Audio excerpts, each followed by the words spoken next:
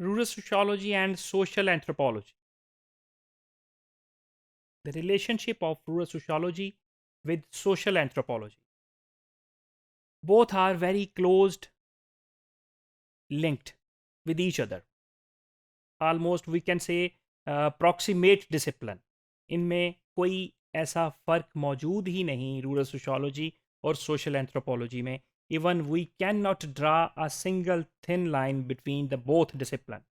Subject matter of rural sociology and anthropology are interlinked and overlapping. एक ही subject matter है दोनों का, overlap हो रहा है दोनों का subject matter.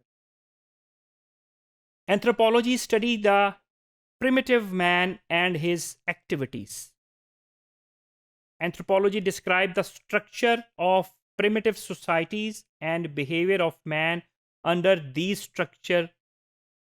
structural influence, whereas rural sociology discuss the behavior of man under village society and rural environment. तो रूरल environment, विलेज सोसाइटी और प्रिमिटिव सोसाइटी दोनों की बेस जो है वो रूरल ही है. दोनों ही रूरल एरिया को, रूरल लोगों की स्टडी करते हैं. सोशल एंथ्रोपोलॉजी भी प्रिमिटिव सोसाइटीज़ को स्टडी करती है. प्रिमिटिव सोसाइटी की बेस रूरल है और रूरल सोशियोलॉजी भी रूरल सोसाइटी को स्टडी करती है. तो we can say that the scope of social anthropology are confined to primitive man's behavior in primitive societies, and rural sociology the behavior of human being in rural societies.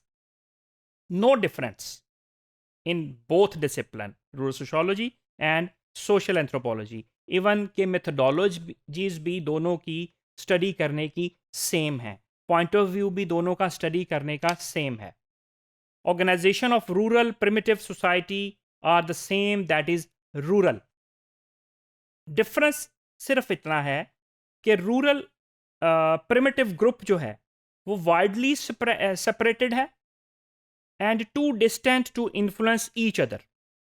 Primitive society का जो primitive group है वो एक दूसरे को influence नहीं कर सकता क्योंकि वो सेपरेटेड है, दूर दूर उनकी सिचुएटेड होते हैं. जबकि village are closely situated and linked with city areas and influenced with the other villages, the influence with the other culture of the villages.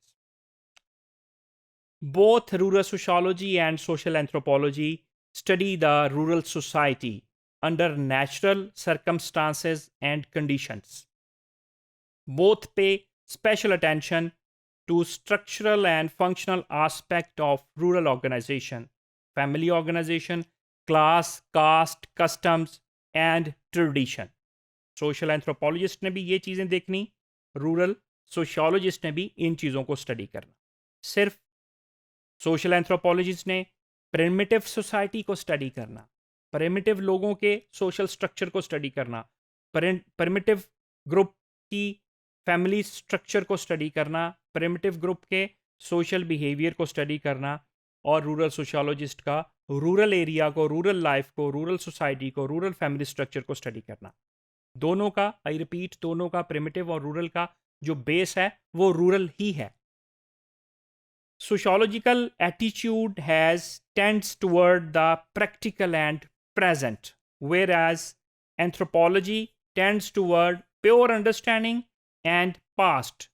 क्योंकि प्रिमिटिव सोसाइटी इस वक्त हमारे पास मौजूद नहीं है, वो पास्ट की बात है, तो इसीलिए एंथ्रोपोलॉजी की जो नॉलेज है वो प्योर पे डिपेंड कर रही है और पास्ट पे डिपेंड करती है. जबकि rural sociology tends toward practical, जो हो रहा है इस वक्त, और प्रेजेंट, जो इस वक्त प्रेजेंट प्रैक्टिस में चीज़ें मौजूद हैं.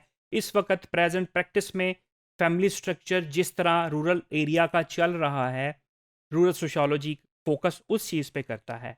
सोशल एंथ्रोपोलॉजी फोकस उस चीज़ पे करता है जो पास्ट में प्रिमिटिव सोसाइटी का फैमिली स्ट्रक्चर था, जो पास्ट में सोशल ऑर्गेनाइजेशंस थी, जो पास्ट में उनका बिजनेस था, जो पास्ट में उनका लिविंग अरेंजमेंट्स था. एंथ्रोपोलॉजी उस चीज़ पे फोकस करता है. Both have the same subject matter, that is rural society.